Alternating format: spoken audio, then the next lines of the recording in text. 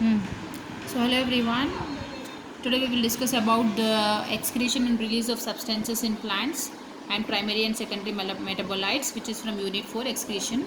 So it is also a necessary topic. So let us discuss. So there are no excretory organs in plant.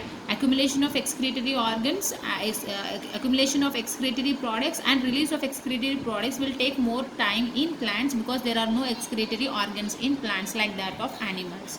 So these plants will produce chemicals.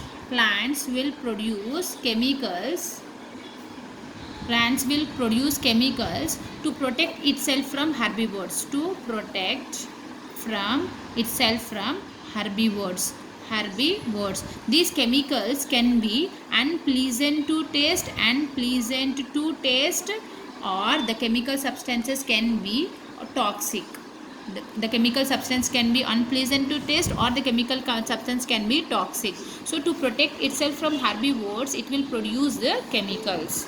That is one of the reason. So it will also produce chemicals to attract rhizobium organism. It will attract rhizobium organisms towards the root nodules. Towards the rhizobium organism will be attracted towards the root nodules by these chemical. By these chemicals, rhizobium organisms are attracted towards the root nodules for nitrogen fixation. For nitrogen fixation. It will also produce chemicals. It will also produce chemicals to heal the injury. To heal or recover from an injury. Recover from injury. It will also produce chemical. So if we read about the metabolite, there are two types of metabolite. The biochemical substances produced in plants. So let us write here. Biochemical substances produced in plants can be of two types. Primary metabolites and secondary metabolites. Secondary metabolite. The primary metabolites are required for growth or metabolism. Growth or metabolism.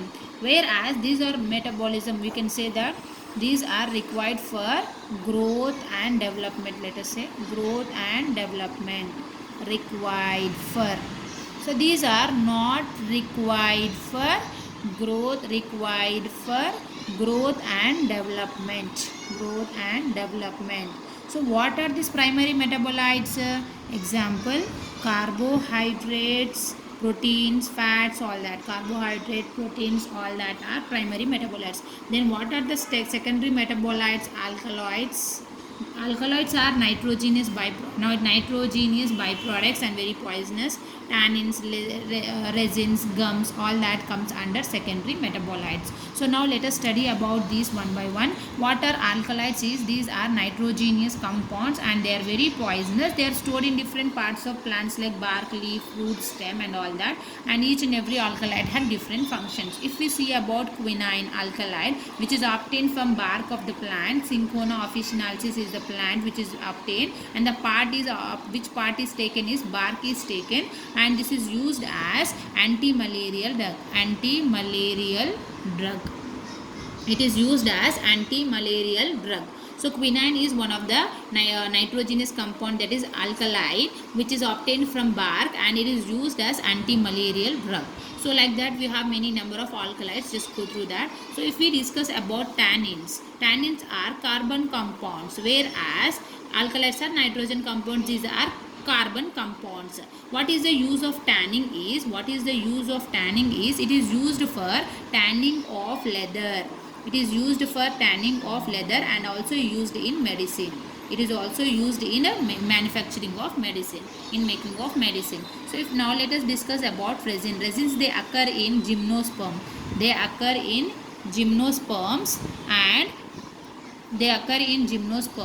and what is the use of resins is? It is used as for varnishing. It is used as varnishes. And what is the use of gum is? It is used for healing process and as binding agents, and it is used as binding agents. If we look at that latex, what is latex? It is a white and milky substances secreted by plant by latex vessels have been secreted. This latex vessel have secreted this latex, which is used for making biodiesel. This latex is used as for making biodiesel, and it is obtained for plant called as Jatropha. It is obtained from plant called as Jatropha, and seeds of these plants are used to make biodiesel. Hope guys this video will help you. Thank you.